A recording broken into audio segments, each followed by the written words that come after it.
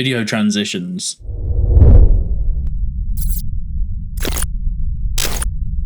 Right, so we've got these two completely normal clips. I am a real human.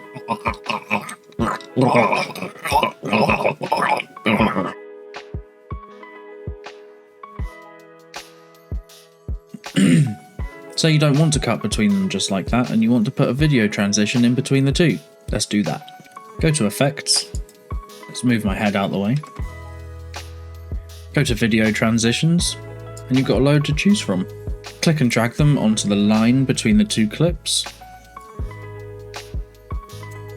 And you've got a transition.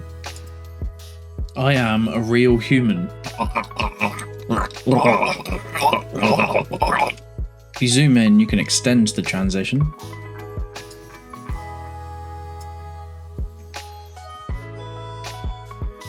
And there's lots of others to choose from. You can also make your own, or download some fancier ones online. You can definitely overuse them though, so don't go crazy.